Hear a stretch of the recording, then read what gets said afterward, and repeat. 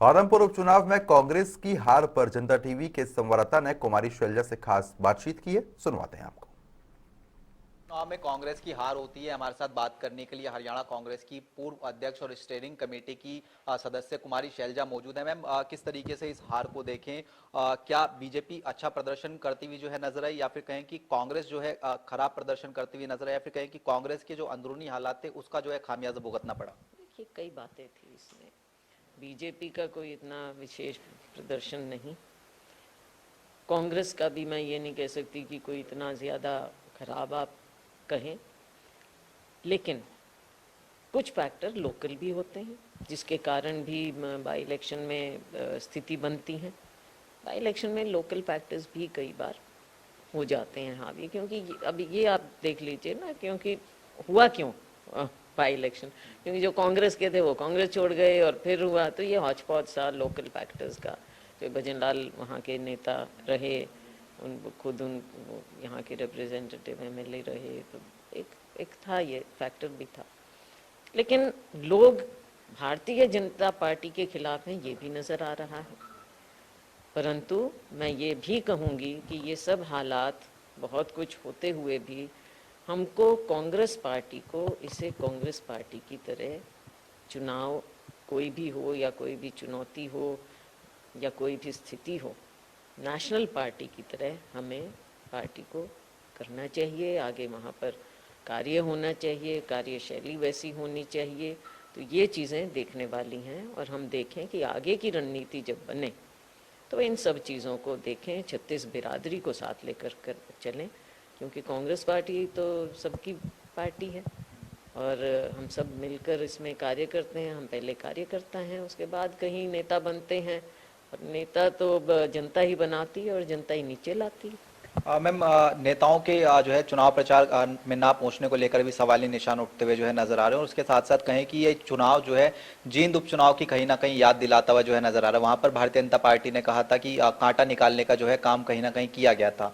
तो यहाँ पर जो तमाम इनफाइटिंग कांग्रेस की कहीं ना कहीं देखने को मिलती हुई नजर आती थी, उसका खामियाजा देखने को मिला।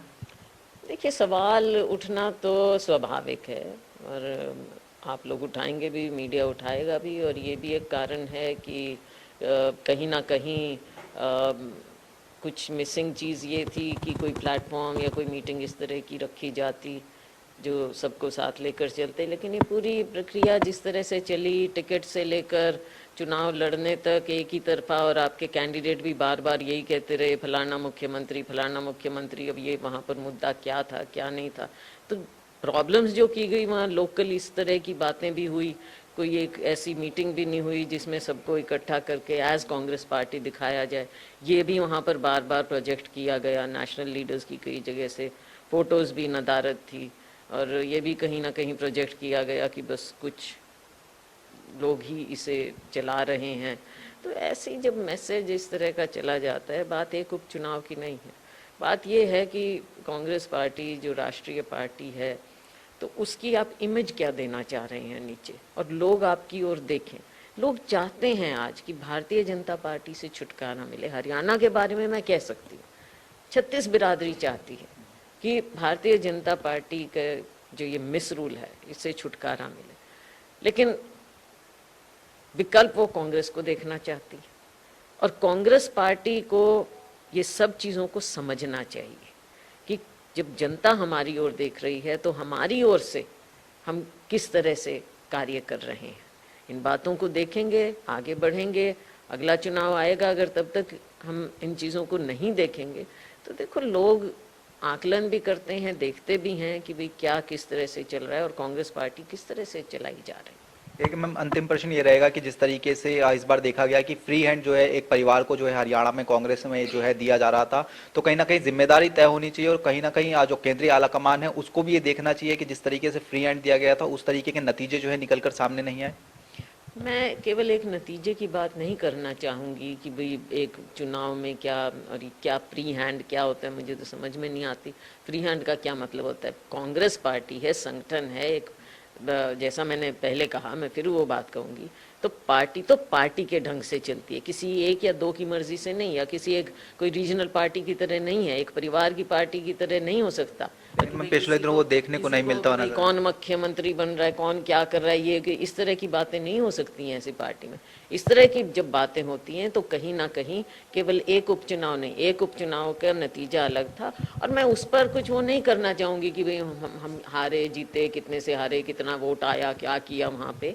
लेकिन अगर इसको हम बड़े उसमें परिप्रेक्ष्य में नहीं देखेंगे तो इसका नुकसान होगा, इसका नुकसान होगा, और वो नुकसान हरियाणा की जनता का भी होगा और कांग्रेस पार्टी का भी होगा, कार्यकर्ता का होगा। नेताओं का क्या है, नेताओं को तो आप देख रहे हो, कभी कोई किसी पार्टी में चला जाता है, कभी कोई कुछ कर लेता है।